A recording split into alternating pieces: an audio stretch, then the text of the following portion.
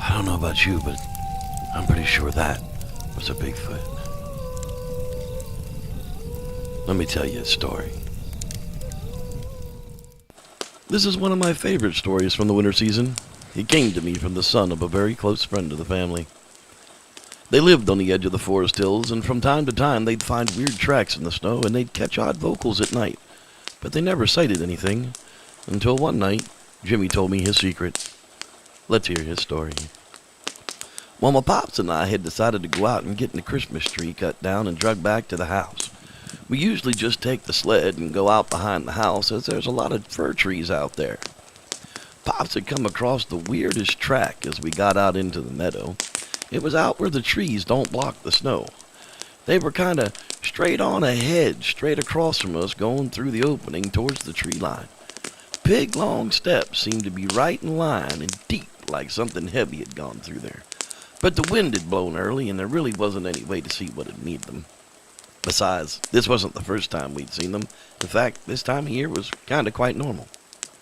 So we dragged the sled around the edge of the meadow, and we found a great tree Mom had just loved.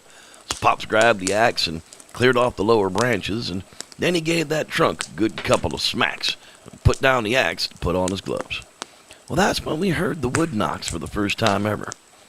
It seemed 300 yards into the tree line, something knocked back, as if it was a response to us cutting on that tree.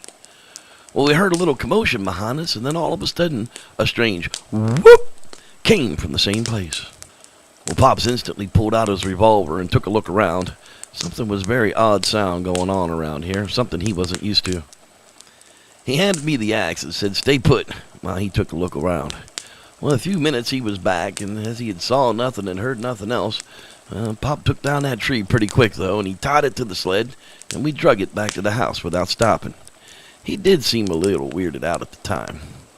We made it back to the yard, and we pulled the sled up through the backyard past Mom Santa's sleigh and the reindeer she put out each year, and we left the sled at the cellar door. Got the tree ready to clean up for inside. Well, we got warmed up by the fire with some hot squatchlet and some of Mom's hot turkey sandwiches, and we got the tree set up and dragged out the boxes to get the decorating going. We didn't have any neighbors, and well, this was pretty much our family, so we were quite happy trimming the tree and singing Christmas carols. By the time the sun set, Mom had a great bear roast dinner set up, and it was time to eat. Homemade bread, corn stuffing, you name it. It was a wonderful sight to see, and quickly night fell, and it was time to go to sleep. Well, I had been long asleep, just knowing that Santa would be arriving soon. Well, at first I couldn't recognize the sound that had startled me from my sleep. It was a ringing? No, more like a jingle, jingle, jingle. Could it be Santa? I jumped to my feet and I ran to the window to look out into the yard. Sure enough, down in the yard by Mom's sleigh in the yard there stood a big, tall, dark figure. Well, I slipped on my coat and I grabbed my boots and I crept out the back door to get a better look. Well, the snow was falling really hard and the wind was blowing, but the jingle bells just kept ringing. Well, finally I got close enough to see him, and oh, to my surprise, Santa it was not. It was a big hairy Sasquatch, and he was playing with the jingle bells on the side of Mom's sleigh. It was very tall, as the sleigh was 4 foot tall, and it only came to his thigh. Longer, weird arms reached out and kind of poked at the jingle bells over and over again, and each time it would smile widely and seem to giggle just a bit.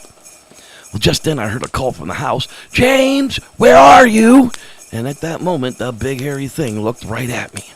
Its eyes got white, and it let out that weird whoop, and Pop heard it and yelled off, and the thing ran off into the night. Well, just as it disappeared out of sight, Pops was at my side with a shotgun in hand, grabbing me by the coat and pulling me inside. Pop sat me near the fire, and he asked me what I thought I was doing talking to some stranger in the backyard. Well, I looked at him and said, "You know that was no stranger. You heard the sound it made." Well, Pops agree I wasn't seeing things, but we should keep these types of things to ourselves, or others might not be able to understand the truth of the things that we said or seen. So we agreed to keep it in our family until he passed. So this is the time of year that the story comes to mind, and that's why I share it with you. Well, little Jimmy here sure got a Christmas present he never forgot, and I'm so glad that I could share it with all of you. Merry Squatchmas to everybody. I'm Reverend Jeff, and may the Squatch be with you.